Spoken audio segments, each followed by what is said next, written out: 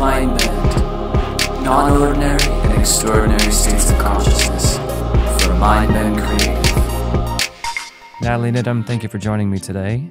It is a pleasure to be here. Pleasure to have you. Me. Yeah, you came down from Toronto, Ontario, right? I did. Okay, and that was for, you came to LA for the Biohacking Conference. I did. The Biohacking Conference. The Biohacking Conference. It's probably, you know what, I think it was the first of a series of conferences called the Biohacking something or other. Mm-hmm. And so it's probably at this point, certainly in North America, it's the biggest biohacking conference. And you were not just there as an attendee, but you were speaking. Actually, this time I was just there as an attendee. Just hanging out. I was just hanging out. I was, this is, in this world, like we're always looking for our community. We're always looking to connect with people. And certainly as a fellow podcast host, we're always looking to connect with our next guests. And also it's that in-person connection. Like I don't have a studio. I think being in person it's a treat. Especially after the last 2 years. Yeah. And I think anytime, right? So, I mean, I always record by Zoom. And so even being able to get FaceTime and airtime with people in person who I've interviewed or built relationships with, it's always quite special. And get hands-on technology, supplements, that kind of stuff. We got connected through our friend Aways. Mm-hmm. Did you get to hang out with Aways during the conference? I did. Cool. I did. I met with him. I met up with him, I think the last day. And then actually had dinner with him last night. So he's a functional medicine practitioner. He is. Yeah. He is. And how would you describe yourself in a nutshell to somebody in an elevator? Yeah, so I'm not a functional medicine practitioner. I'm a health coach. I'm a nutritionist, and call myself a citizen scientist. I'm an educator quite often. So I landed on this topic of peptides and peptide bioregulators about almost 3 years ago now. And it was one of those things that you hear about and it stops you in your tracks. And you're like, wait, what? What did you just say?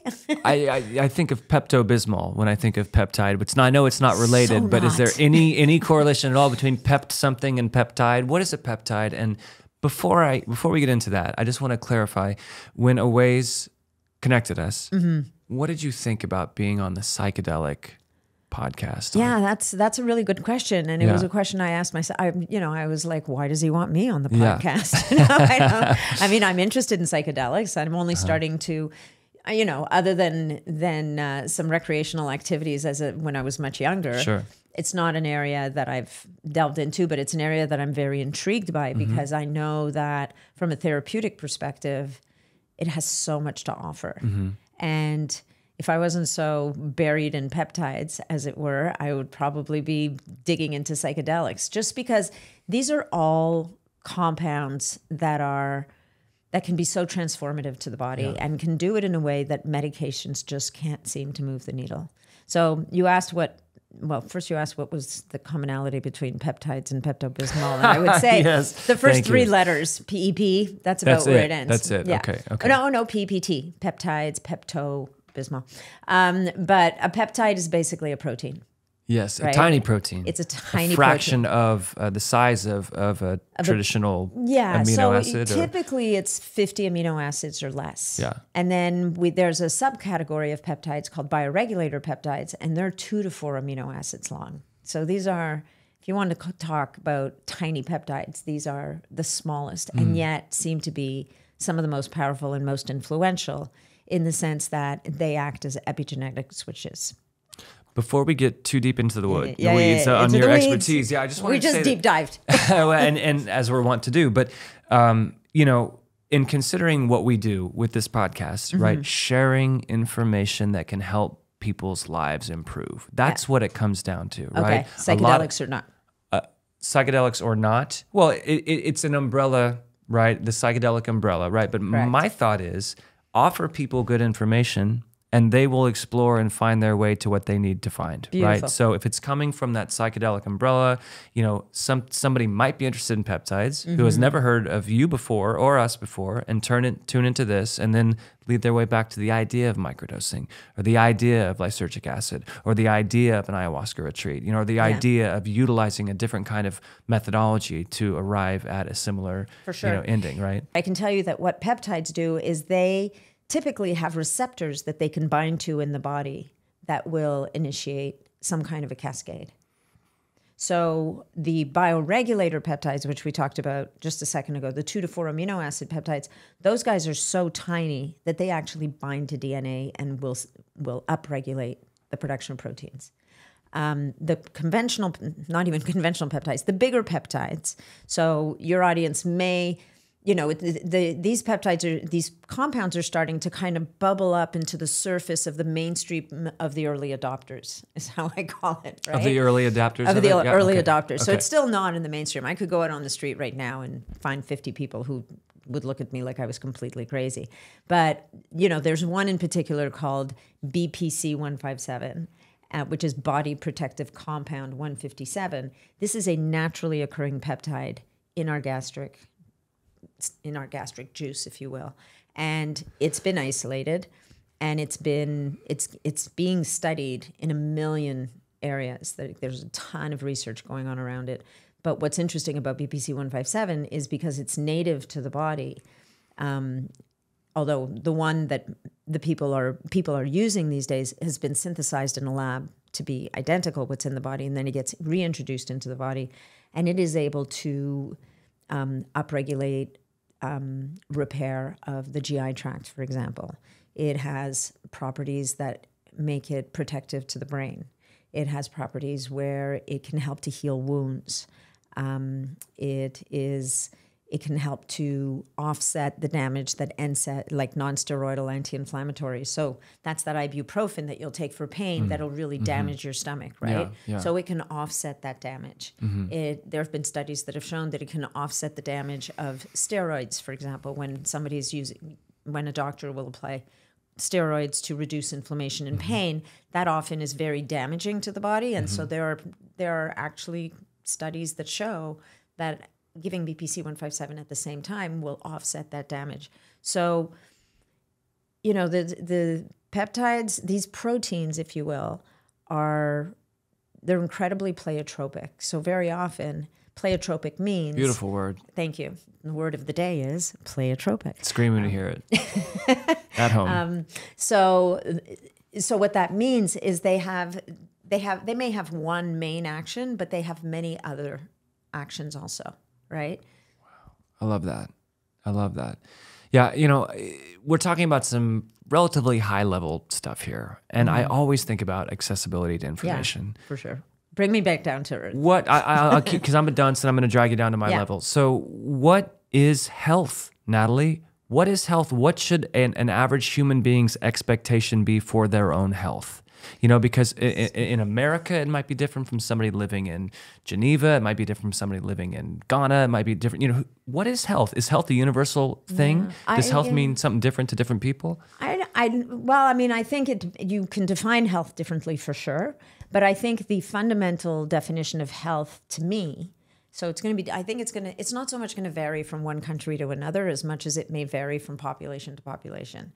My expectation of health is that I'm going to have the energy to do what I want to do and more every day, that I'm going to feel good, that I can move well, that I am relatively free of pain and discomfort, and that I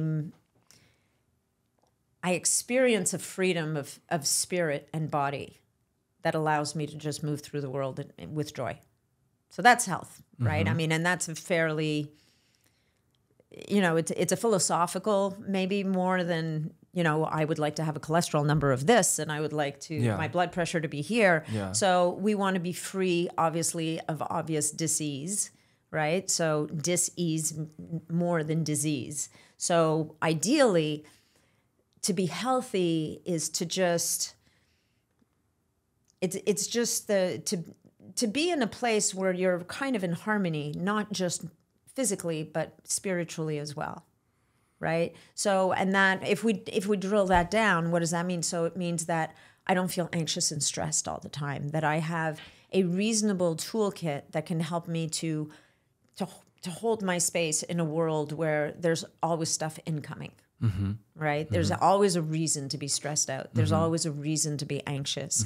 And for those of us who are fortunate enough to be able to self-regulate And I know that that's not always accessible to people because they're out of balance in some way or another. So it's very easy for me to say, well, practice some breath work for a few minutes, and that'll help you to get grounded, get back into the present, and find your center again. That's really easy for some people, and for other people, they would look at me and want to punch me in the head and say, yeah, right, you breathe. It's easy when we're in a good place to say, well, all you have to do is XYZ. Right. Well, what is biohacking, and is it for rich people only? No, I think that biohacking, look, the extremes of biohacking, yeah, sure, they're for rich people only. But I think that the biohacking movement has really come full circle. And those of us in the biohacking space will speak a lot about things like grounding, like getting your feet on the soil, barefoot. We're talking about walking in a park without your shoes on. Or on the beach or wherever, anywhere that you can be in contact with Mother Earth. We talk a lot about managing the light that you're exposed to at different times of day. So to the biohacker, sleep is paramount. Recovery is paramount. And we can only sleep and recover if our body is regulated, if our circadian cycle is regulated. And one of the ways that we regulate our circadian cycle is that we allow our eyes to see natural light at time of day, because light, it's not just what allows you to not knock into the furniture. Light is actually information to your brain and to your body. So if we make the time to see natural light, which means you got to take off the cool sunglasses once in a while. You got to watch if you can be outside around sunrise and help your brain to get oriented in the day and say, okay, it's the beginning of my day. We've got to shut down the melatonin. We've got to bring up other hormones. We may start to produce melatonin towards the nighttime, but we're clearing those receptors. We may want to see the natural light in the middle of the day as well. So it gives us a boost of energy, right? If you're fortunate enough to watch the sunset, that's amazing. This is kind of pie in the sky stuff, but the bottom line is expose your eyes to natural light. When it comes to evening time, protect your eyes from artificial blue light, right? Because that artificial blue light is going to give a signal to the brain that it's wakey time. We want to be easing down. So biohacking can actually be really, it can be super simple. It can be the basics that as a modern day society, we've lost touch with. Yes. Right? Why have we lost touch with that? Because I have a lot of answers that come to mind, right? But they're all conspiratorial or theoretical, Where does that come from? Where does losing touch with these base things that serve us universally and unequivocally, where does that come from? How do we get so lost? I think we got carried away. I think we're swept up in technology. We're swept up in the busyness and chasing our tails. We're swept up in always looking for what's convenient and what's fast and what's the new thing. And we forget that real food, light is energy. Light is information. Food is information. Like we think food is just calories or we eat food for energy, but food is information to your cells. It's information to your DNA. And we start getting our food from a lab or a factory. Is somebody paying attention to what information is coming in that food? Or might we be better served to get food from nature, which is what our bodies are aligned with in the first place?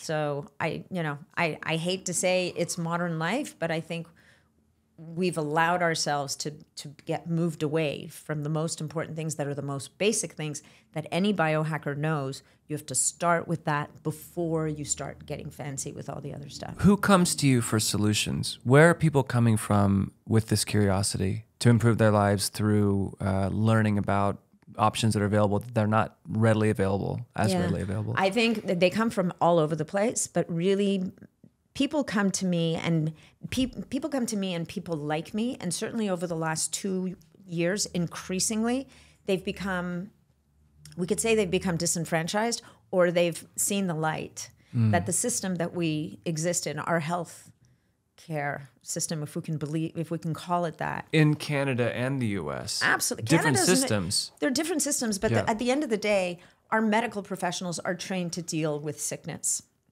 They're not trained preventatively for the most part. And look, there's exceptions to every rule. I've heard of doctors that are rock stars that really work with their patients. But the truth of the matter is that even if they wanted to, 3/4 of the time, they don't have time, right? They have a 10-minute window. And now you can't even get in person to see a doctor anymore. You're dealing by phone or by Zoom. Like, it's a little bit nutty. So the people who come to me very often have come to the conclusion that the current system isn't serving them. The current system isn't offering them the solutions that they need to prevent sickness and disease and decline. So my belief is that for true longevity, for us to be able to live long, vital, healthy lives, we have to reclaim control of our health, and we have to become the engineer here. You have to have a certain degree of self-love to have a positive self-interest, right? You have to have self-love to be able to want to lay a foundation to be healthy and thrive in, right? And I think what a lot of people are coming up against, and I get into this a lot, I'm very interested in mental health, right? And I hate having to say mental health because I don't see mental health separate from lung health or heart health or gut health, right? No, but it's totally segmented in our medical industrial world, right? Absolutely. So, and we can talk about forever the reasons for that. But I think that part of the reason why psychedelics are gaining popularity now is that they are offering, well, the more we talk about it, the more information is shared, the more it's being seen as a potential window into seeing your existence in a different way, which can elicit a sense of love, a sense of support, a sense of interconnectedness, a sense of well-being, right? So for the addict who is completely drained of a natural facility to create happiness on a neurochemical level, introducing a psychedelic compound into the system that could help put you in a different state of mind and influence that positivity in a different way, like that's just any number of ways that a profound personal experience can lead to a reframing of value or of context or of possibility, right? So it's not that different to me in having a revelation about your interconnectedness and your place in the world and having a revelation about what's possible for the body and what you can expect for yourself. I mean, we have low expectations of one another, don't we? Yeah, we do. And I think that people have been fed a story and have bought the story that, oh, you're 40 years old, well, you're getting older. You should expect to hurt. You should expect your energy to go down. Oh, you're that age. Yeah, sleep goes to hell. Also, life is short and time flies and, all these diminishing lexicon, right? Exactly. And why? Why do we accept that? To put you in a state of fear to make you more susceptible to buy things you think you need to prolong your experience. Potentially. And I think that, to your point, to go back to your question of it's biohacking for rich people, I think that, some of the extremes of biohacking, like what's an extreme? So the stem cells and the stem cell injections and the exosomes and the, all of these are more extreme ways of. And it's funny because sometimes when I look at these guys that are really deep into this stuff, you wonder how much they're fighting for youth and Holy Grail. And I feel like there's a line to be found in this, like there's a line to walk between saying, I want to be vital and I want to thrive and I want to be healthy and I want to be able to kick ass until I'm in well into my 80s and 90s versus, I want to look like I'm 30 years old and I want to live till I'm 180 years old. And I'm, this is what so there's this very fine line. And I'm, it's something that I've only started thinking about not that long ago, where when does biohacking turn back on you and work against you a little bit? Clarify right? that. How would it work against you? Well, because if you're always pushing the envelope and you push too far, you could, there's stories, I think, and they're not coming to me right now, but I know that you can get to a point where you're working against nature. I mean, look, if you think about it, Mother Nature doesn't really want us to stick around for that long after we're done having babies. Do you think that's a universal understanding? Well, I think that's kind of, it's. I don't know that it's a law of nature, but it's the way nature works, right? The way nature works is we are children, we grow up, we have a job, right, to perpetuate our species or whatever the case may be. We have babies, we take care of our babies, we grow up. The way I think of it, Mother Nature might keep us around a little longer so we can kind of help our offspring with their offspring for a little while. And after that, she's kind of like, hey, you're good. Thanks for coming out. We're done. Off you go. And in our world right now, our expectation is, oh, no. Look, first of all, I'm not going to die. I'm just going to keep being amazing. And our expectation is we want to be amazing in our 60s and our 70s and our 80s. And I think we can. But we're going to have to find that line between, how do we care for our this vessel that we've been gifted, and our mind and our spirit and our connectedness to other people? Like, how do we create this place where we can thrive and maintain our vitality? And we're going to have to do things differently. We might have to optimize our hormones, because when you lose your hormones, things physically start to decline in a certain way.